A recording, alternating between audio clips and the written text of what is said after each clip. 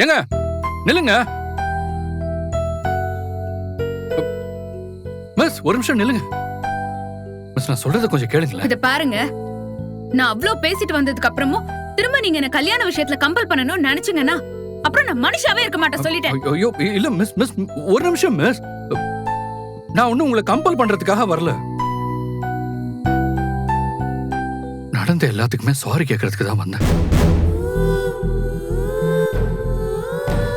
சத்தியமா சொல்றேன் மிஸ், எங்க வீட்ல இருந்து உங்க அம்மா கிட்ட இப்படி ஒரு விஷயத்த பேச வராங்கன்னு நிஜமாவே எனக்கு தெரியாது. நினைச்சிருந்தா மட்டும் என்ன பண்ணிருப்பீங்க? கண்டிப்பா நான் அவங்கள வரவிடாம தடுத்திருப்பேன். எங்க வீட்டு ஆளுங்க யோசிக்காம வந்து இப்படி பேசுனது எந்த அளவுக்கு உங்களை ஹர்ட் பண்ணிருக்கோன்னு என்னால புரிஞ்சுக்க முடியுது. அதுக்கு ரொம்ப சாரி. இனிமே இப்படி நடக்காம நான் பாத்துக்கிறேன்.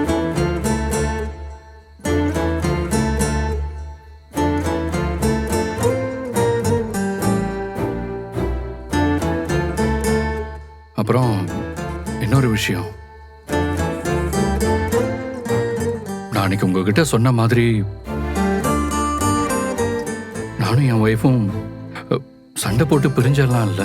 அப்புறம் நீங்க முதல்ல என்ன கேள்விப்பட்டீங்களோ அதுதான் உண்மை.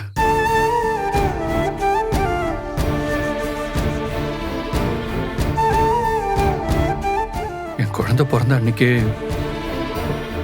என் ஒய்ஃபும் இறந்துட்டாங்க. என் குழந்தை முகத்தை கூட அவ பார்க்கல.